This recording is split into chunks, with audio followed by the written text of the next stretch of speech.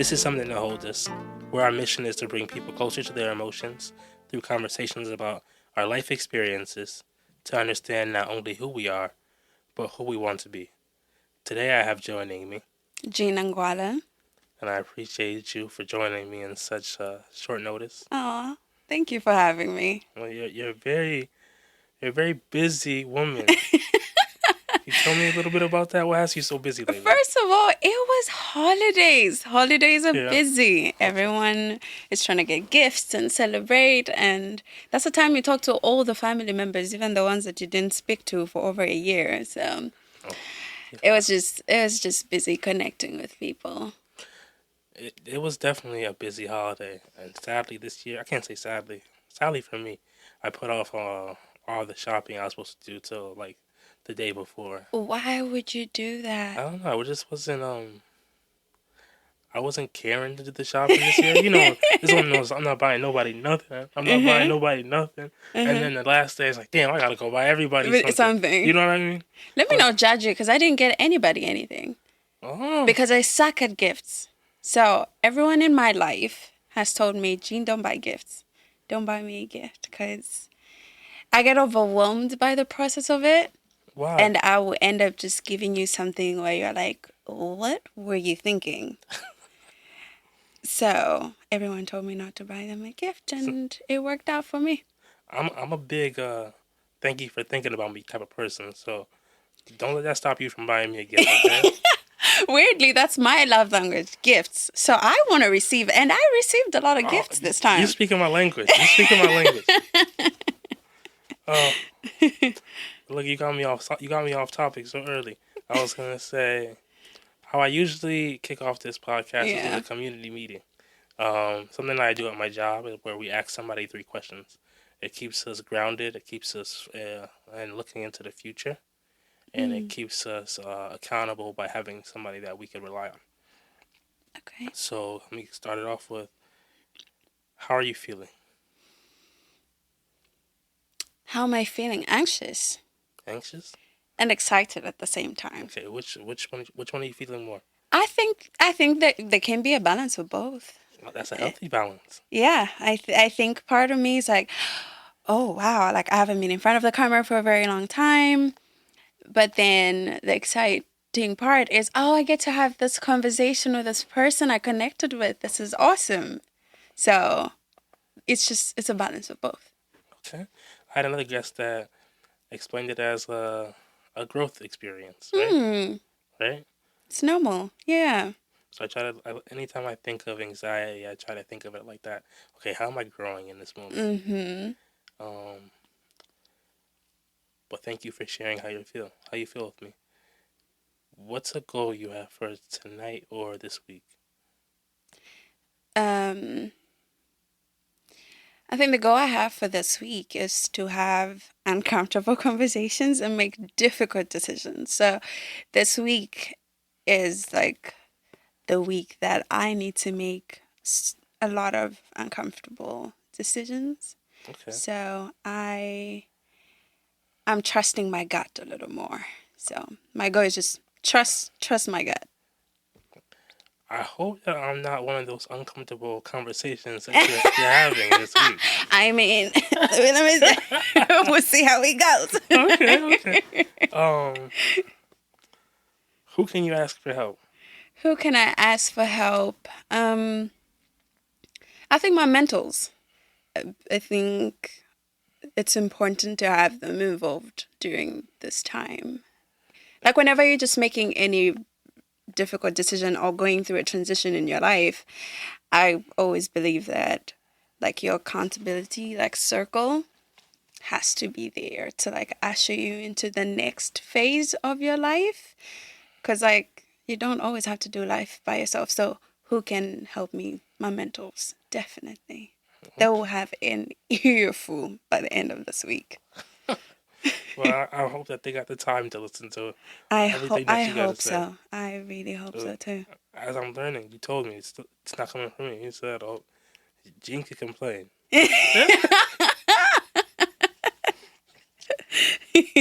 Yeah, sometimes she can. Yeah. Just sometimes, right? Um, Can you tell me one fact about yourself? One fact. I am a Bember Zambian woman. Absolutely love my culture. What does it mean to be Bember Zambian? What does it mean to be Bember? So Bember is like one of the many tribes in Zambia, and Bember women are very outgoing. Like we're full of life. And my mom's tribe is Tonga. Very I think the Tonga aspect is very collected. So I used to always feel a thing of, oh my God, I can't be out here just being a total bimbo woman. But now I embrace it. I love being full of life. So that's what it means to me to be a bimbo woman, just full of life. And so your mom is Tonga, Tonga. yeah. How do you differentiate from your mom in the culture that you're raised in? Like, how does that work? Oh wow. I actually don't. I learned to balance all the cultures I was raised in. Mm. So my dad being Bembe, and my dad is from Congo, so he's Congolese too, and my mom is Zambian. So there's two different countries, two different cultures, and so in the house when I'm talking to my dad, I just shift to Bembe, and if I'm talking to my mom, I shift to Tonga. If I'm talking to anyone in my community, I shift to Nyanja. So it's like you just learn the balance of like the languages and how to communicate. I think it's so important to communicate with people through the language they understand. I think in anything in life, nowadays people talk about love languages. I think languages are like that. It's like a love language. So I had to learn to just balance that and communicate to my family and friends in the language they feel fully themselves in. So our household is just full of like people moving from one language to the next, and it's just like okay. That sounds exhilarating. And it's great that you said like people trying to figure out their love languages when just the act of communicating is a Hmm. love language in itself. And I think personally, like I'm on this journey to be fluent in Spanish, Yeah. and I'm like, how do I put? I'm putting myself in situations with fluent Spanish speakers, and you can see the excitement in their face when you speak in their language. You know what I mean? Yes. So Yeah. like, I love that you said that. It is different when you can speak in your language, because I know that certain things I cannot fully express myself in English. I'm always like, oh God, there's a perfect word Hmm. in Bemba or Tonga or Nyanja that I could say in this moment to mean to encompass all the things that I'm feeling, but I can't because no one is going to understand, so it doesn't make sense. But when I'm with somebody who understands, it's like, this is Jean in her fullest form, you know? Yeah, Yeah. I like that. I like that. Um, let's keep moving. Let's move on a little bit. Hmm. You said that when it comes to making your decisions, trusting your mentors is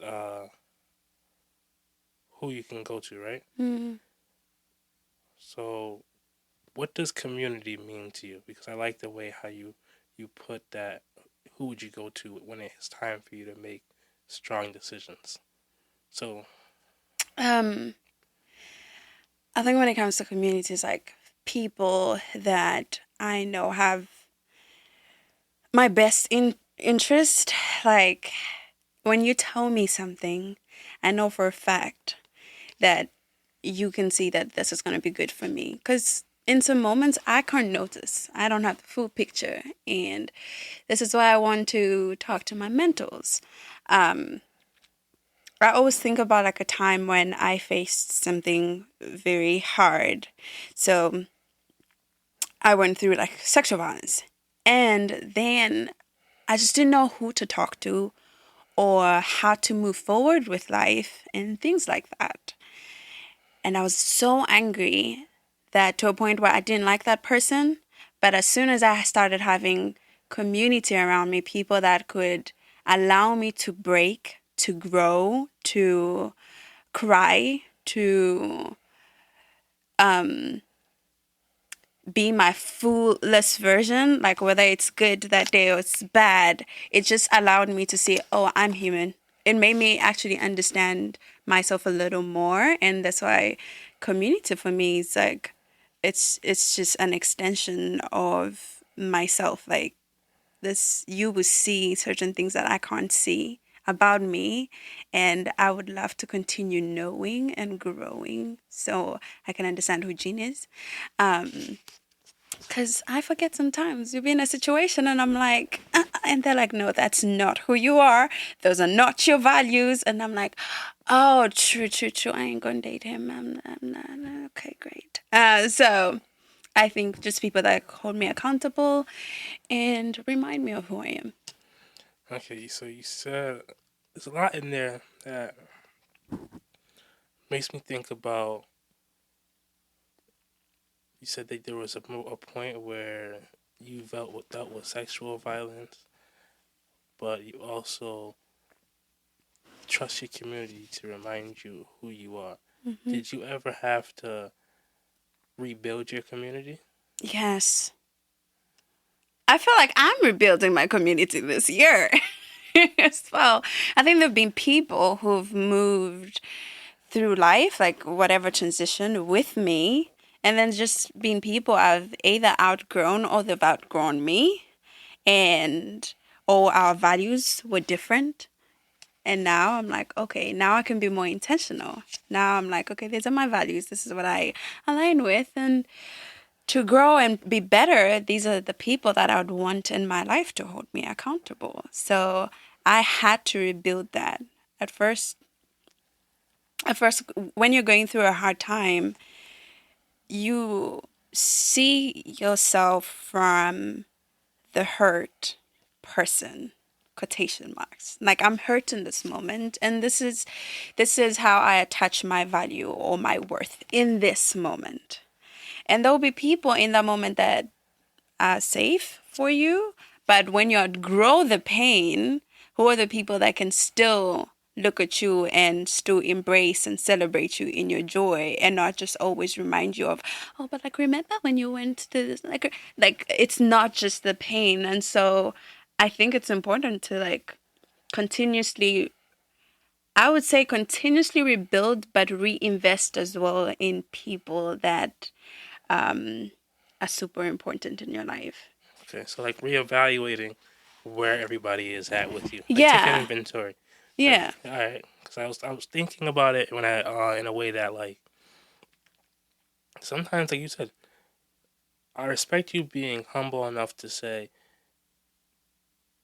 people that I outgrew or people outgrew me. Mm-hmm. Because there's Oh, two yeah. parts in that. Like you said, part of it is you act in a certain way, and somebody in your community that is trustworthy enough to be like, you're messing up right now. That's not you, and then you got to get right. Mm-hmm. Um, and I think of it as like, have you ever been in a situation where that has happened, but it's a friendship or somebody that you still want to be in your community? I. It's so funny you asked me that because it just happened a month ago. So new. It's a friend that I was friends with for quite a long time, and I really valued the relationship. But she just thought we do not align. Our values do not align anymore, and she didn't want the relationship anymore. And I remember the first week feeling like, dang, I just want to like come to you and like really, what? Let's just work. And I had to take a step back and say, okay, if this person has said they've outgrown me, can I also like reevaluate to say, if we are sharing different paths right now and values, how then is me continue like pushing to have them in my life helping me as well? And like, if I loved and cherished our friendship so much, I should be okay with saying, this is how you want to grow, and I want that for you. I want growth for you, and I want you to live your fullest life, have the people that bring that out of you. And if I served my purpose for that season, it's okay. Let me take a step back, heal from it, heal from the fact that the relationship has died, but I am happy you're being the person that you want to be. And honestly, you probably don't have anything else as well to offer me in my own growth. So the season has come to the end, and I will be grateful for it, and just move forward from now on. Because instead of holding on to like, oh, I will lose sight of maybe other people that can actually help me in this phase, and you will lose sight of people that could help you in your phase. So yeah. That's very well said. Very well said. What are we gonna get blinded by things that we can't change for? We gotta shift our perspective on. Yeah, and people we like holding on to things. We like holding on to people too. And and for a very long time, like I always thought, like if a friendship ends, then I did something bad. Oh, you were a bad person. And it's really like, no. It's neither of those. Like I don't have to put shame on myself or put blame on you. I can. It's unnecessary, or just it's to think that you'll always be an angel in somebody's story. That you'll be a villain one day, and it's okay. It's just warm water. It is so good. It's so random. I am so happy. But you had just mentioned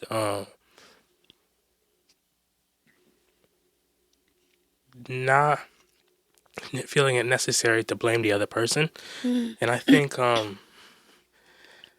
that speaks to what I was just mentioning before about you being humble enough to understand it's really all just perspective, and when you can understand, like, you grow into somebody else, the other person grows into somebody else, and there's all these different things that happen in the process of you both becoming new people, and yeah, you can say, oh, this person's fault or that person's fault, when it's really never that.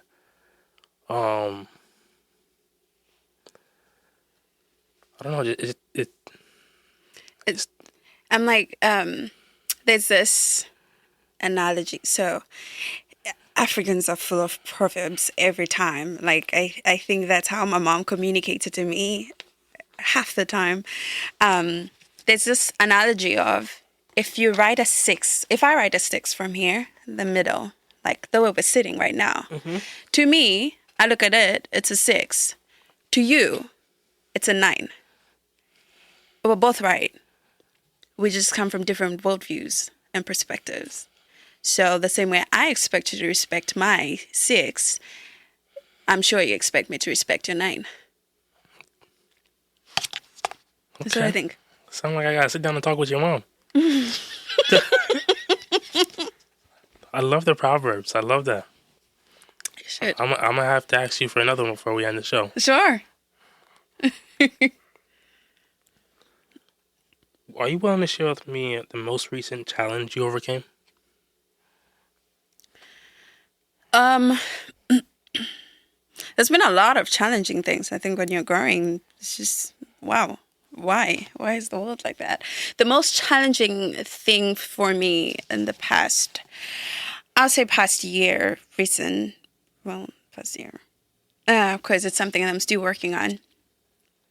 My advocacy was always from my story. So the outline of it was always, this is my story and this is what I faced and all that stuff. But this time around, I had to go into a situation and listen to somebody else's story and not put myself in it. And just be the person who listens and like speaks from that perspective. That was so challenging for a long time. If you've looked at something one way, to have to shift yourself to be like, okay, this is the healed version of Jean. How does that look like? Because the healed version of Jean is the one helping usher the next person into their healed version. How does that look like? And I can't go in there and be like, well, this is also happened to me. Like, no. So you're saying holding back your I don't want to call it judgment, but the perspective that you have of your own experience compared to somebody else that went through what you went through. Exactly. It's like we both went through the same things, but you were coming from a whole different world. It affected you differently. And I can't be like, oh, for me, this worked. I have to take a step back and really just allow you to go through your journey and your process and just be there. And I think that's the hardest thing to do. To know you could do it differently. I did it differently. Maybe you could try to just being like, you got this. Like, I'm here. If you fall, if you want me to hold you, I'm right here. But you got this. Your way. So that is a huge change in advocacy, because that's I think once you hit that step, work in itself shifts. I don't want to say it becomes this easy process, but most things are simple processes rather than this large task where you go, like you said, you watch somebody do something and they might do it over and over and over again, and you're like, oh my god, I've been in that situation Yeah. 10 times worse than you. Why aren't you doing it this way? And then you get mad. You're like, why? I just want to shake you. I get you. And it's like, no, but like, they're not you. Yeah. And you can't expect them to do it the way you did it. Oh, that's hard. Yeah, and it comes back to what we were just talking about before, with the whole one, it being culture. The culture you're in is gonna kind of shape your perspective. So that's gonna be whether you're somebody that's more emotional or just more theoretical, and ideally where you live at, it's gonna shape your experiences. That it's gonna shape the outcomes that you think that are gonna happen. So it limits. There's so many different ways that you get limited. Oh, it's so interesting, especially just like immigrating here. Like, things work differently here. Yeah. And so even how people share their stories or go about it is different. Wow. For example, I'll be like, yeah, go to your medical professional, like mental health professionals, whether it's a counselor, psychologist, whatever. Like, I can straight up tell you that. Wow, if I was back home in my community, first thing is, oh, I used to sit before seeing a psychologist, like I would sit with my grandmother and we'll talk about the situation, and there will be family members that come together, you sit around and you like talk. So there was always like a counseling session going on, unprovoked. And not so for a person like that being like, oh, go to see a medical professional, I'm like, well, I should spend money when I could just go sit with my grandma. But then you realize that both perspectives are just as important and they can equally coexist. So when I came here, it's like, this is my perspective. I can have my perspective here, but in the same way, make space for yours, make space for your journey and what works for you. So it works for me to call my grandmother, which God rest her soul. It made sense to do that. While for somebody, it's like, they don't have family to do that for, so... Yeah, and I don't want to be devil's advocate either, but welcome, you're in a country where they love to tell you how to do some shit. Exactly. And sometimes it's like, oh, that don't sound right. that is not a good advice. Yeah. Well, yeah. I've learned that. I've seen it. Sometimes you just gotta be like, yep, Yeah. and then just be like, oh, thank you for that advice, and then you go about your way of doing it. You know what I'm talking about? Yeah, I appreciate that. I mean, even like back home, like there'll be certain things like and that's why maybe proverbs work for me. At first, I never used to understand why my mom used a lot of proverbs. But later on, it's like she probably, if she explained the proverb, it would have gone a different way. But I have the basis of it. I can then explain it from my life experiences. You know, she grew up in Zambia, still lives in Zambia, where I've traveled a lot, and now I live in Connecticut. My perspective is completely different, but the basis of 6 and 9 is still the same, and I just need to make it fit with my current situation. Yeah. So I don't know. Some people's advice: don't come to me though. Don't not come to me, because I'll be like, oh, okay, just offer the space, and you'll be like, Gina, I want you to talk. I'm like, no. In about 5 minutes, I'm gonna ask you for a new proverb, so start getting that ready in your head, okay? Okay. Now you got me lost. You got me lost. We can make you come back. We're right here. I was thinking about a very interesting topic, but let's keep it pushing. Are you willing to share a pivotal life experience?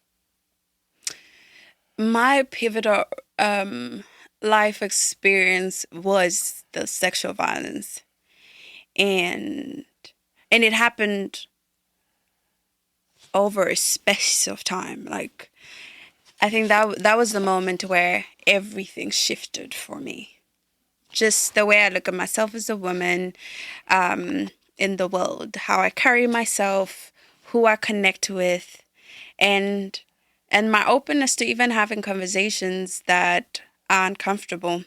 That was the moment that pretty much started it all, because I got to understand that bad things happen,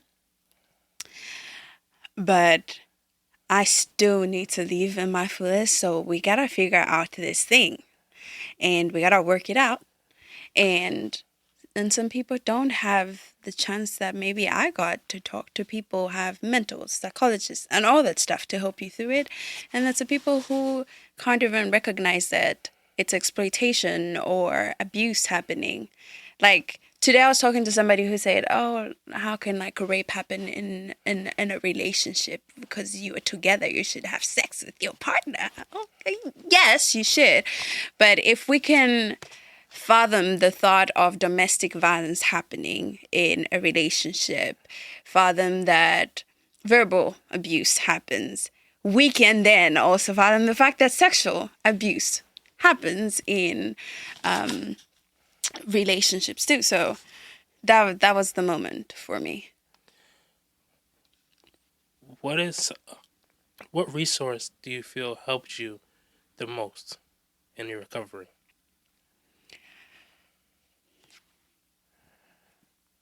Sorry. Definitely talk therapy. Talk therapy worked, because then I didn't have to stay with the shame and the helplessness of that situation by myself. So having a space to let it all out so I can transfer blame and shame from myself to the actual perpetrator was an important aspect. Because sometimes when something happens, you sit with it for so long that it changes you. You become a different person. And yes, when pain happens, it will change you. It will change you for good or for bad. Whatever happens, there will be change that happens, right? But you can sit in it and be your own judge, and you need people around to remind you, especially with pain like that you didn't cause on yourself, that it's not yours to carry. That shame is literally not yours to carry. Do you have any tips or I would say tips or suggestions on how to discuss sexual violence with women as a man? I mean, also men will go through sexual violence. And no, I guess one out of seven. that was very ignorant of me. No, no, I no, you apologize for could, no, that. No, that was I guess um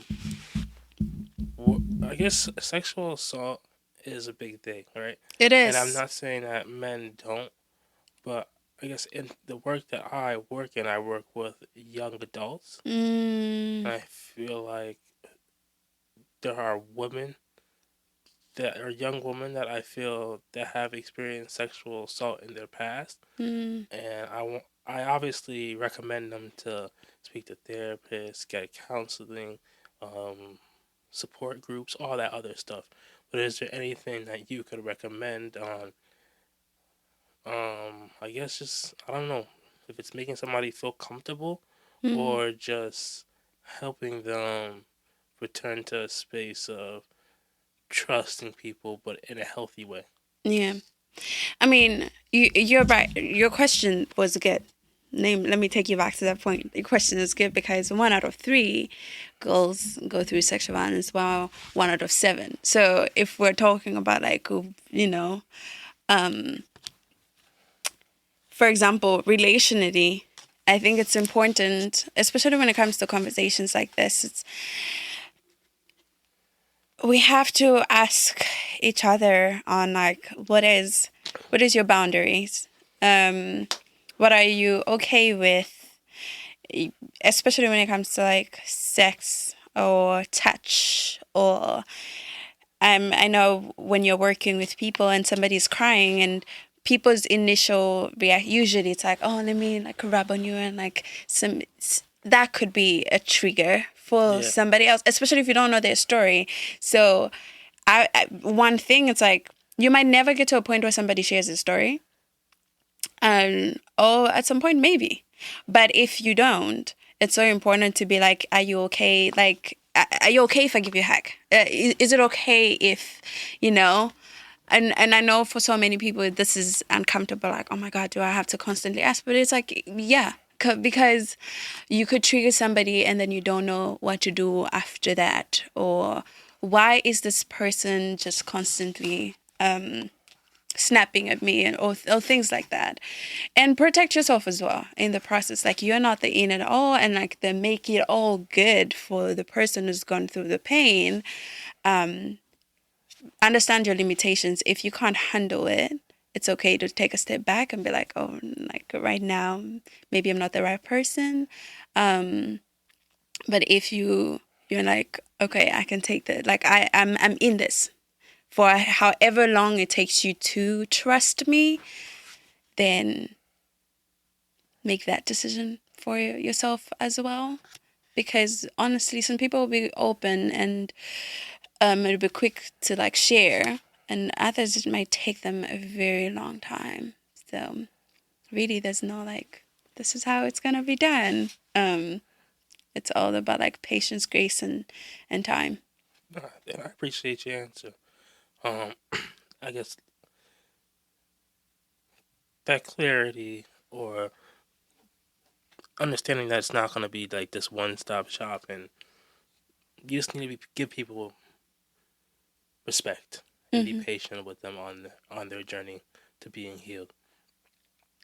You said talk therapy was something that helped you out the most.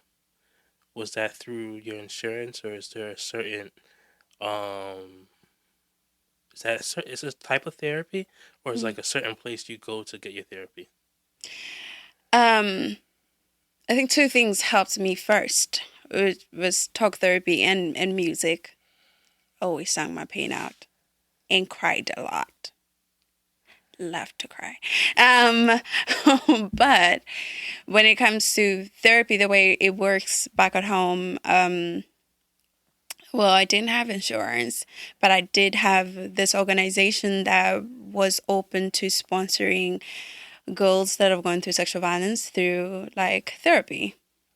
And I think for most people, they don't know where to get these resources, right? Is it for therapy? Is it a support group? And around that time, I had friends who experienced it too. And that's why it was important. That's why it's important for me now to advocate around this conversation, because I know when somebody spoke up for me, that made me feel seen. And I was like, oh, I'm not in this by myself. And it was easier to be like, okay, I can talk to people. And so it was really the community around me first, and then the organization that sponsored the therapy. You said coming from Africa. How long have you been in America? Just 2 years. Just I mean, I mean, our health system and our mental health system doesn't work like here. Yeah. So certain things are like really different. When it's like when you go to the doctor, you pay now. Now we, of course, we have insurance and all that stuff, but it's like when I'm going to my therapy session, my pay for the month or things like that, depending on how that psychologist does their business. It's about That's them. Rather than here where it's like, oh, when you have insurance, it's under these people or this network of psychologists that you could see. So it's really different. So I don't have an answer around how that looks like for somebody here. that's. Did you go to therapy when you were in Africa? Hmm. Was it? You said I. You said that the system is different. Yes. Mm-hmm. Was the service different, or do you feel like you still had people that helped you? I did. I still had people that helped me.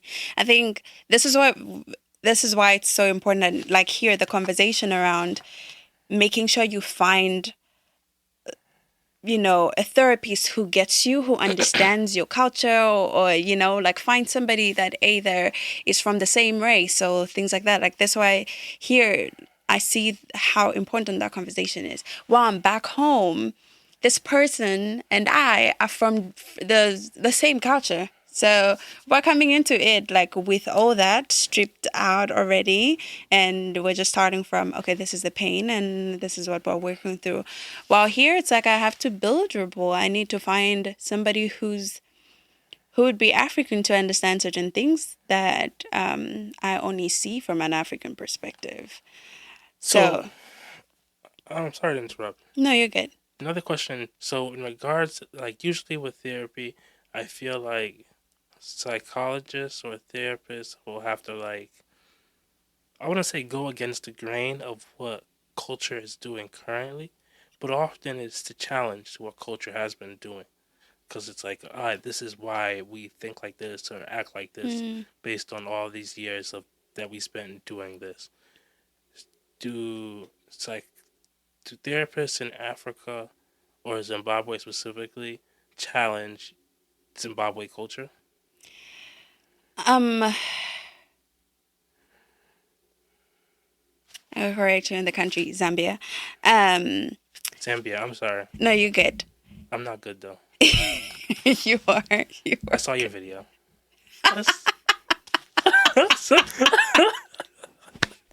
You saw that. You kill me.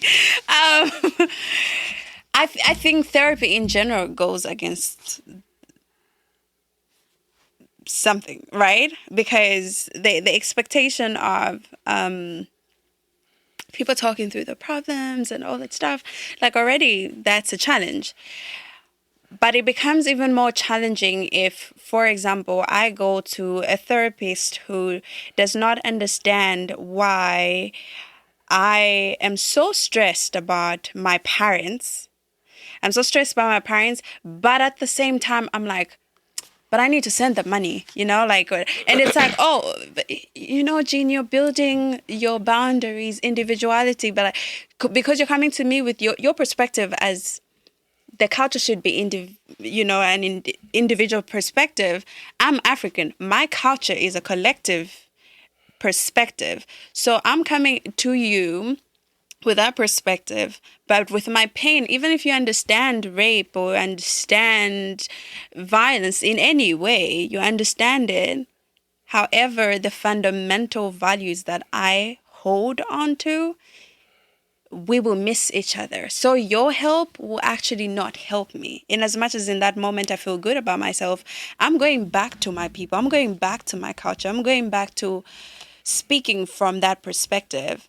So your help doesn't really help me in the long run because I still go back to the same things. That's why it's important to align in like values, whether it's like, okay, you understand the topic, but do you understand why I want to approach this from an individualistic perspective, or why I want to approach it from, I'm a Black woman perspective. So if you don't understand my core values, even if you told me, Jean, to help you get past this pain, talk to your mother or your father or forgive them when they did this or whatever. Okay, sounds good. But when I go back in my culture, my mom is going to be like, I fed you, I did this. What do you mean you need to forgive? I should forgive you for eating all my food. You see, it's like already when I go back, it doesn't translate with my culture. That's why it's important to align on core values with your therapist no matter what. Align, then start the work. Okay. Very well said. That's what I think. Shit, now I think it too. When you said another thing that helped you out was music. How did you get into music? My granddad was a singer. Oh. It was so funny. It missed my mom, and then it came to me. My mom cannot sing to save her life. I'm like, your father sang so well. What's going on? And I'm grateful for it. So when he would sing to you often? He would always sing. He would sing to. He was a writer too, so he would write songs and teach us the songs that he wrote. And every night before we went to bed, would sing and pray. So the singing was an everyday thing. So for me, music was always like, this is where I express myself. This is where I cry. And this is where I say what I really feel. What is a song that, if I told you I want to hear a song from your culture, and you would recommend it to me or anybody? Okay, recommend. Whew. There's so many songs. I've been in a happy place right now. That's So a good place to be. all the songs I'm listening to are my best friend is getting married, so all the songs I'm listening to are all about marriage. Congratulations And to them. I know, it's so cute. I will send it to you. Okay. I'll send you the song. All right. So I'm gonna make sure I'm gonna post it in one of the clips. Yes. This is why I said I know I'm not good when I said Zimbabwe, because I did listen to your things. Is it you hate people say the Africans video? So there's a couple things in there. I was like, okay, let me get this right. I'm just going to ask if I'm confused about anything.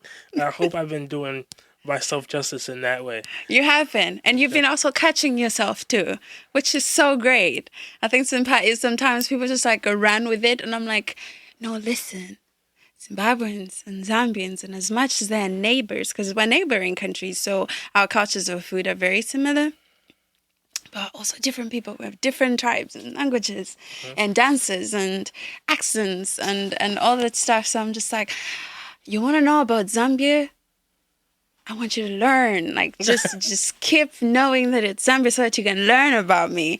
I think, the same way we're talking about love languages, right? Like, you want to get to know about a Zambian person, a Nigerian person, and it's like, just remember, their culture, like where they're from. Then that way, it's like, oh, yeah, it's all good. Like, we good. I'm gonna learn a lot. There's a section that I do on this podcast. It's called The Book of Human Emotions. It's by a lady named Tiffany Watt-Smith. Okay. I'm gonna say an emotion, and you let me know if you've ever felt that way, and if you have, let me hear about it. Okay. The emotion is called pronoia. It's it's a mysterious feeling where you feel everyone is out to help you.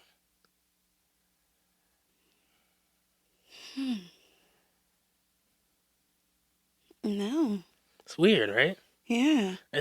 And everybody's out to help you. We live in a selfish world. Yeah, so that's the hard part about it. Like living in a selfish world. I think of it, I try to shift my perspective.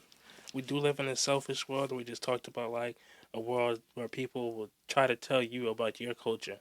But my perspective recently has been changing. So like when we speaking of that, like if something that's like messed up will happen, I try not to think, oh, that's messed up or I'm pissed Hmm. off. It's more so, oh, how am I gonna learn for that? Oh, Huh. thank you for making me see it in this way or something. I don't think that's not necessarily that feeling, but that's the closest I can think of. You know what I Yeah. mean? I'm like, I don't know if it's like help you or give you opinions. Right? And I think it's also dependent on like what does help look like for you. Could be somebody just doing something that's annoying. Yeah. But 'cause I Yeah. think of I also think of it. Only situation would be if somebody's like maybe like if you're watching a TV show and somebody's trying to throw you a surprise birthday party and everybody else is in it, but into it and they don't. But that's something me making something up in my head. Yeah. Huh. So, That's interesting. oh well, neither of us have felt that emotion, so we can move on. When was the last time you cried? um Last year, a few days ago. Last year was like 4 or 5 days. Oh my God, you one of those? I'm not. I'm actually not. But after saying it, it did sound like that. I know. I know. I know. I know. I know. But it my sister is she's expecting a baby, which my parents' first grandchild was super excited about it. But in my culture, when you're pregnant past 8 months, you move back home and live with your mom so that you don't have to like do a lot of house chores or in case you go into labor or whatever, like just people to help you. So she moved back home, right, and for in preparation for the baby. And my dad, who had a stroke, they took a picture together and she sent it to me. And it was such a rough few months for me with my just like being taking care of aging parents is always tough, right? And seeing him in that moment was and with her as well, it's like, man, we didn't think you were gonna make it to here, and you're here, and we're expecting a life. That was such an overwhelming but happy feeling at the same time. Was like, and I think also I was making a decision, which I already told you, like I'm leaving my job, transitioning to something new.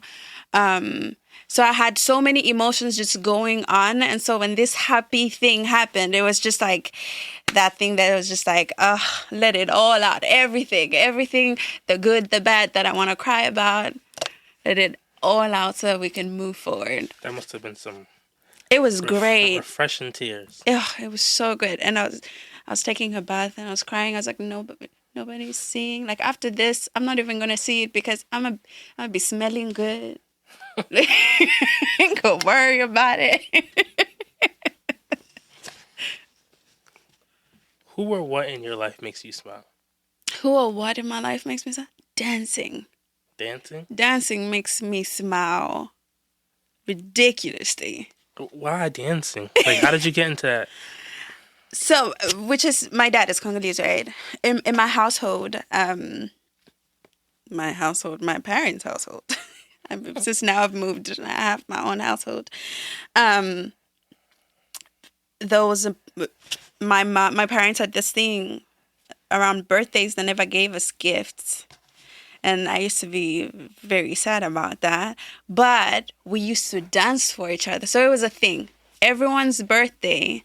At this time in the evening, we're all sitting. Every person in the house dances for the birthday person.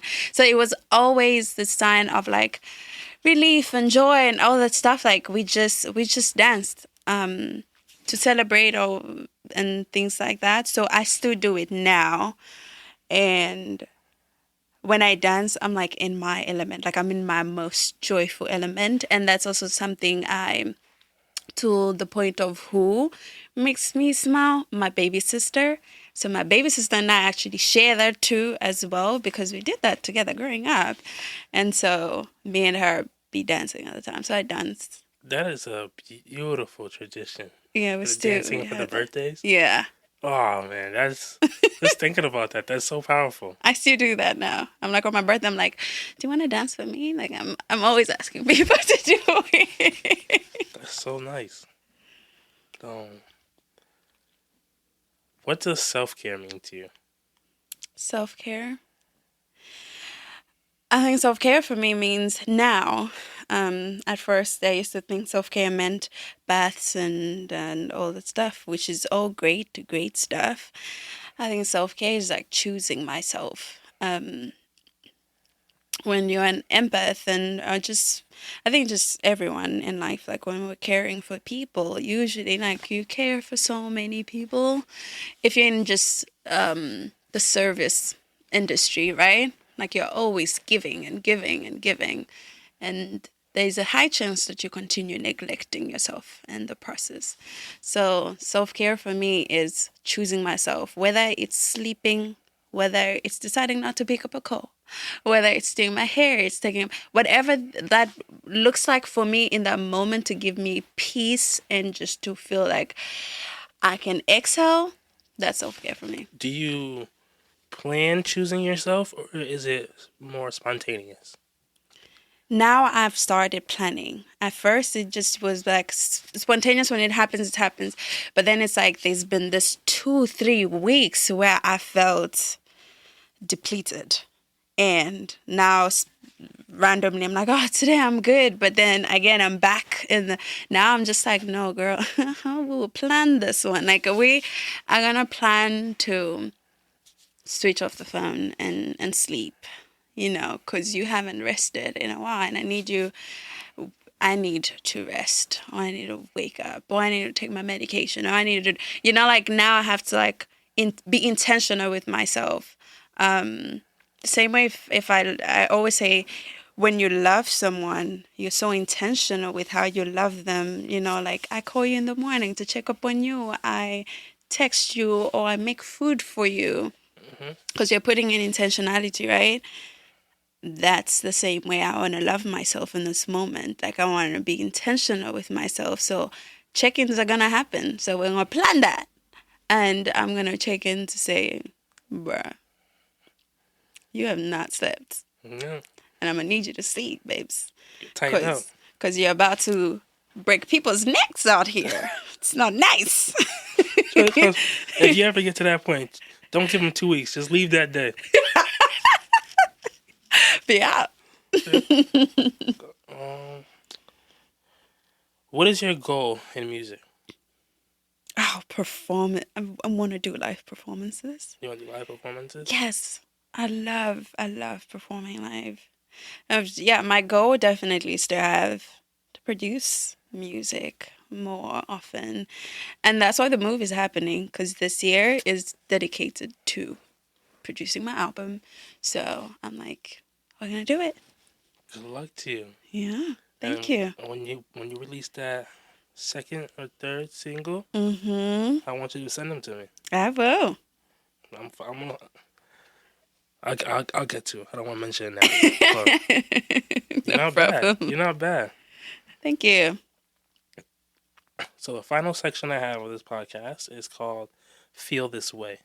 Feel this way. Oh, So okay. I will say a word, phrase, or statement, and I want you to tell me what emotions, thoughts, or memories it sparks. You ready? Okay. Tales of a Black Girl. A letter to my sister, my baby sister. It feels like connection. Can you elaborate on what Tales of a Black Girl is? I started Tales of a Black Girl because she hates me for this conversation. I called my sister one time. I think she was 14 or something. And I said, hey, we're going to talk about sex. And she's like, I don't understand. But it was weird because we don't talk like that. My older sister never talked to me about sex. So we never really just talked.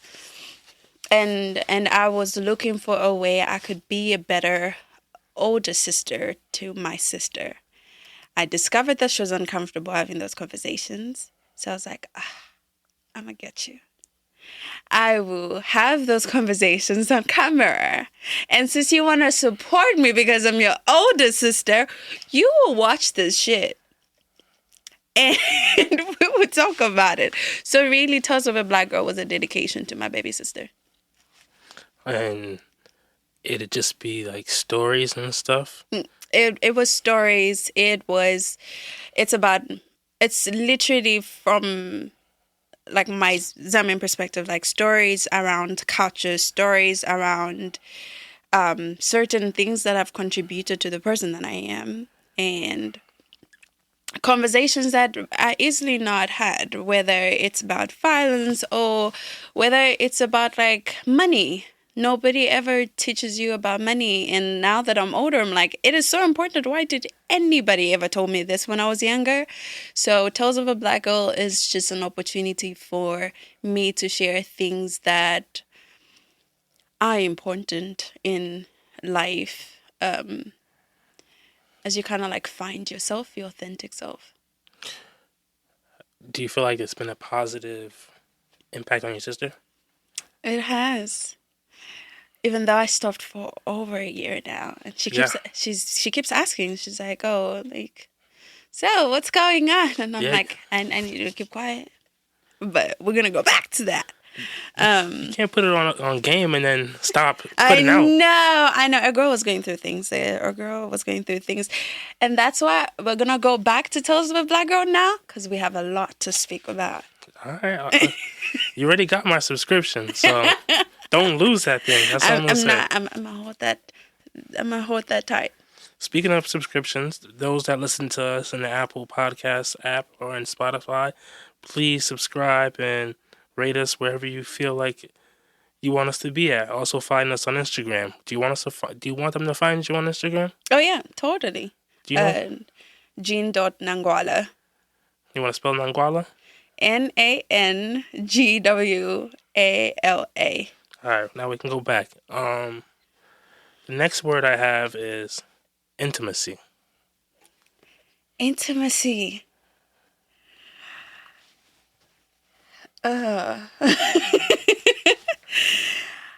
Memories. It sparks. It sparks the conversation around love languages for me. So one of my languages, which I already mentioned, was gifts, but the top one is touch. So I love being seen, and so touching my hand, or even if you don't say anything for me, and you don't say anything to me, but that for me is like, oh, you saw me, you acknowledged me, you recognized me, and that's what intimacy is for me. It's being seen by someone. I'm right there with you. I think right? When it comes to love languages, I like to give gifts, but I like to receive touch. So it's like that's that twist for me. That's a good twist. That's a good twist. I give love through acts, through words of affirmations. I will hype you up. I'm that person. But when you're saying it back to me, I'm like awkward. I'm so awkward about it. The next word I have is a work visa. Work visa. I hear that and I think of it being a very complicated process. Mm-hmm. It is? It is. It is a complicated process. It is so long. You have to have a sponsor, and that's the things like if an organization or company, whoever is sponsoring your visa, they have to be committed to the value that you will bring to their company and organization, because it takes money, takes time, and it's kind of like going into. I look at it as like it's kind of like going into a relationship. Like we're dating each other here, but like we're committed to each other, because it takes a while.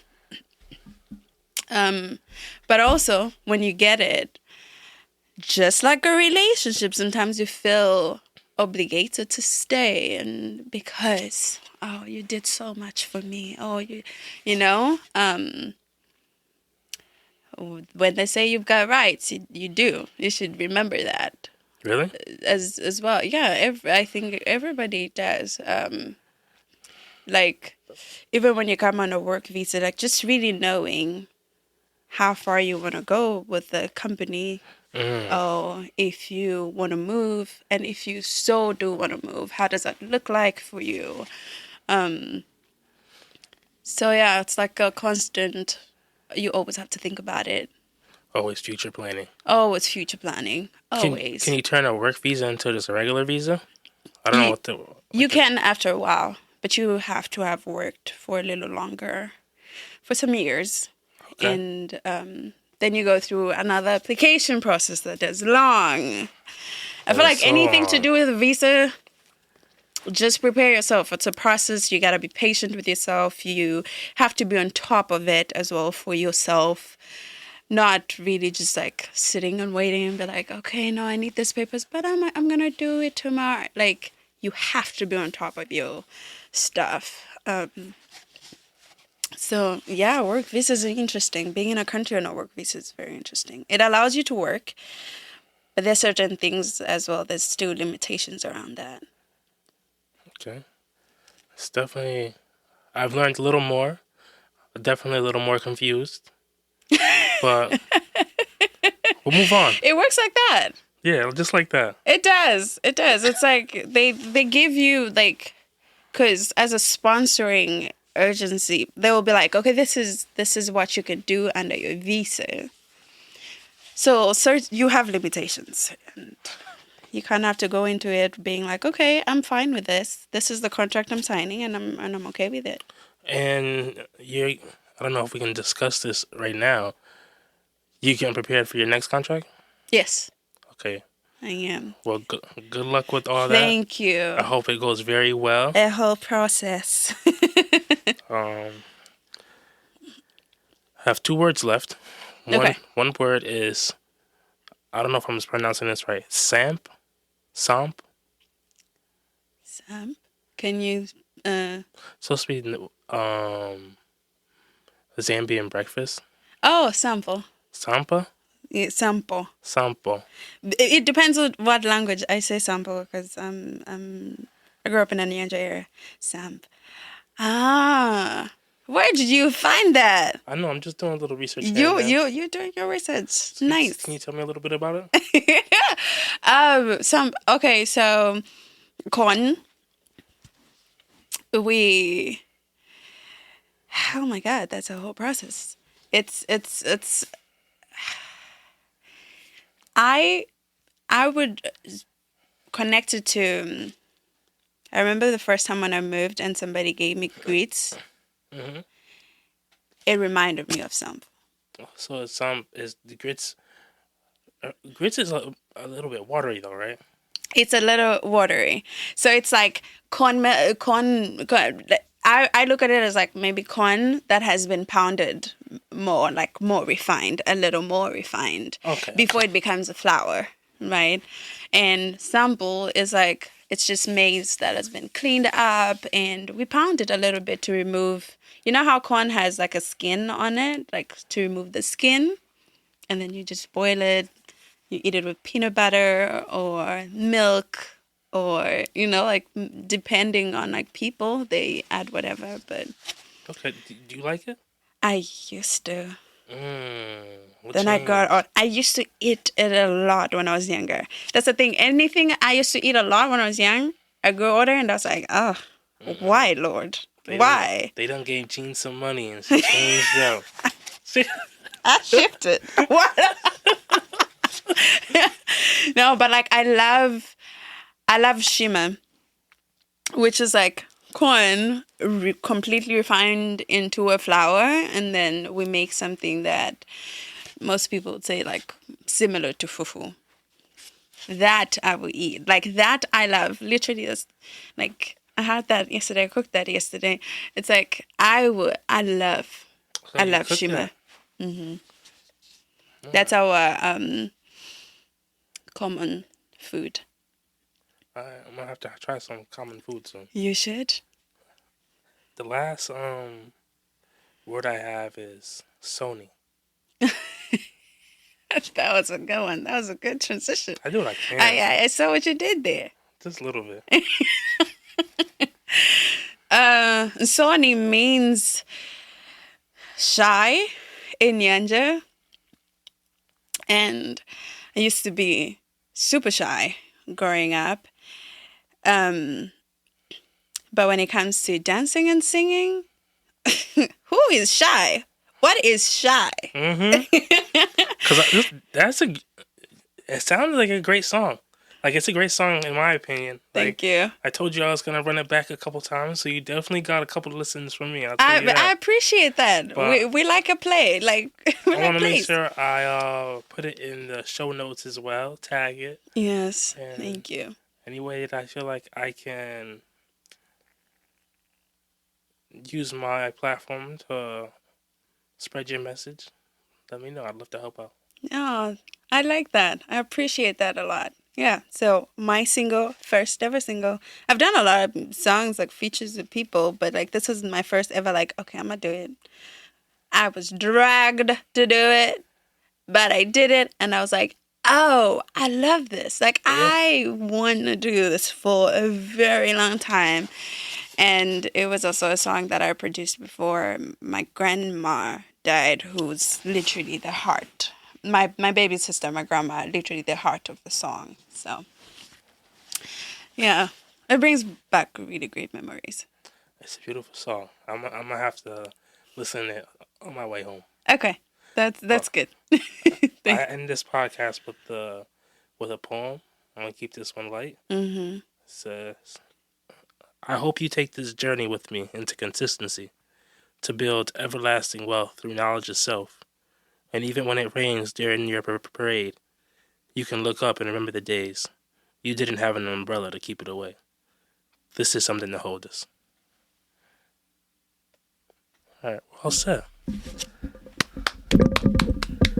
How was that? That's great. It was having a conversation. That's great. Thank you. Let me know. I'd love to help out. Oh, I like that. I appreciate that a lot. Yeah, so my single, first ever single. I've done a lot of songs, like features with people, but like this was my first ever, like, okay, I'm gonna do it. I was dragged to do it, but I did it, and I was like, oh, I love this. Like, I want to do this for a very long time.